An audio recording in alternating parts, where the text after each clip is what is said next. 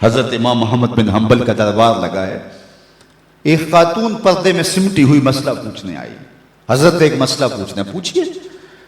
کہا کہ میں سوت کاٹتی ہوں, دن کو بھی کاٹتی ہوں اور رات کو بھی. جب چاندنی راتیں ہوتی ہیں تو میں رات کو سوت کاٹتی ہوں, لیکن دن کا سوت اور رات کا سوت الگ الگ ہوتا ہے. کبھی کبھی ہوتا ہے کہ بازار سے بادشاہ کی سواری گزرتی ہے اور سواری کے گزرنے کی وجہ سے ماحول میں روشنی زیادہ ہو جاتی ہے, تو اس میں جو سوت ہوتا ہے وہ کوالٹی میں بہتر ہوتا ہے, اور میں جو اس روشنی میں کاتا ہے اور جو چاند کی چاندنی میں کاتا ہے ان کو اکٹھے ملا کے فروخت کر سکتی ہوں. اللہ اکبر. امام احمد بن حنبل نے خاتون سے کہا کہ اپنا تعارف کروا سکتی ہو, تم کون ہو؟ اس خاتون نے کہا سائل کی ذات نہیں پوچھی جاتی, آپ مفتی ہیں, فتویٰ دیجئے.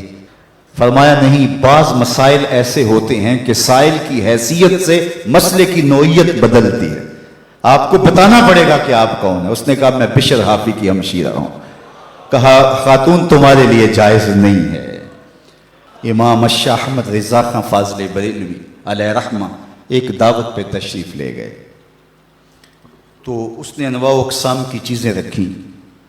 تو شوربہ بھی رکھا, تو آپ نے تھوڑا سا شوربہ چکھا تو اتنا لذیذ تھا کہ جی چاہا کہ شوربہ پیوں.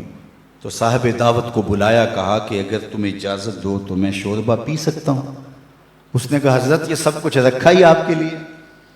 کہا نہیں, شوربے کا عرف معقول ہے, مشروب نہیں. شوربہ کھایا جاتا ہے, پیا نہیں جاتا, اس کا عرف معقول ہے, مشروب نہیں. تم نے شوربہ تیار کیا ہے کھانے کے لیے, سالن کے طور پہ, اور اگر میں پی لوں اور میرے دیکھا دیکھی باقی بھی پینے لگے تو شوربہ تو ایک جھٹکا بھی نہیں لے گا اور تمہیں شرمندگی ہوگی. اس لیے میں اگر پینا چاہتا ہوں تو میں آپ سے اجازت لینے کا پابند ہوں, اس لیے کہ میں عرف سے ہٹنے لگا ہوں. اور ہم سب کچھ ہڑپ کیے جا رہے ہیں, اور ہم صوفی ہوتے ہیں, ہم غوث زماں ہوتے ہیں. آج کل ہر آستانے پہ غوث زماں ہوتا ہے, ہر آستانے پہ قطب زماں ہوتا ہے. کبھی صدیوں بعد کوئی غوث آیا کرتا تھا. اللہ اکبر.